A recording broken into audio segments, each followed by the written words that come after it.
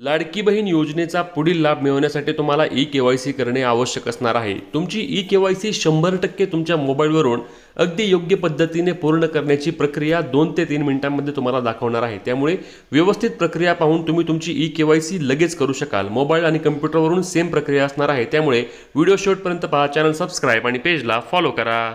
यासाठी गुगलवरती येऊन आपल्याला www.ladkibahin.maharashtra.gov.in ह्या वेबसाईटचं सर्च करायचं आहे. बघा, अधिकृत वेबसाईट असणार आहे .gov.in आणि एक नंबरला जी वेबसाईट येणार आहे त्या वेबसाईट आपल्याला क्लिक करायचं आहे. त्यानंतर या पद्धतीने तुमच्यासमोर लाडकी बहीण योजनेचे पोर्टल ओपन होईल. त्यानंतर एक नंबरला या ठिकाणी लिंक आहे त्यावर क्लिक करा.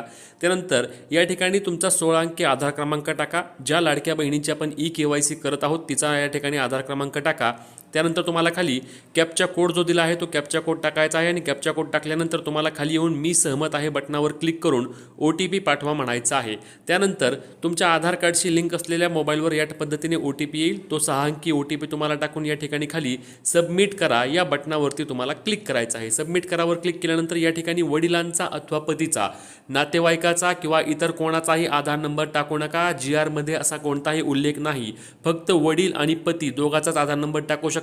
तुमचे लग्न झाले असेल तर पतीचा टाका, अविवाहित असल्यास वडिलांचा टाका.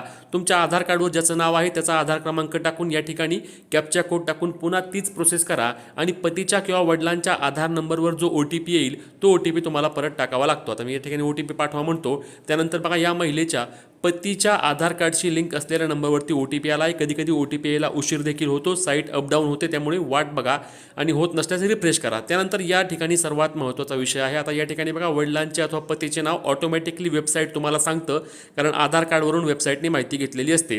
त्यानंतर तुमची जी कोणती जात आहे ती जात या ठिकाणी निवडायचं आहे. मराठा समाज असल्यास सर्वसामान्य आहे, मुस्लिम असल्यास सर्वसामान्य, भटक्या जमाती आहात का, अनुसूचित जाती आहे का, जमाती आहे का, जो तुमचा प्रवर्ग आहे तो प्रवर्ग या ठिकाणी निवडा. त्यानंतर हा जो प्रश्न आहे लक्षात घ्या, लाडकी बहीण योजनेअंतर्गत तुम्ही जर पात्र असाल, तुम्ही सर्व अटी निकषांमध्ये पात्र असाल तर तुम्हाला दोन्ही ठिकाणी होय आणि होय हाच पर्याय निवडावा लागणार आहे.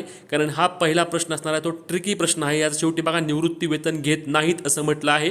त्यामुळे दोन्ही प्रश्नाला तुम्हाला या ठिकाणी होय होय म्हणून या खाली जो टिक मार्क आहे त्यावर टिक करून तुम्हाला सबमिट करा या बटनावरती क्लिक करायचे आणि तुमची ई-के-वाय-सी यशस्वीरित्या पूर्ण झाली आहे अशा पद्धतीचा तुमचा पोर्टल येणार आहे, पॉपअप येणार आहे आणि पॉपअप आल्यानंतर तुमची ई-के-वाय-सी प्रक्रिया पूर्ण झाली आहे. आता सरकार छाननी करून तुम्ही पात्र आहात का अपात्र हे ठरवणार आहे. त्यामुळे अशा पद्धतीने तुम्ही तुमची ई-के-वाय-सी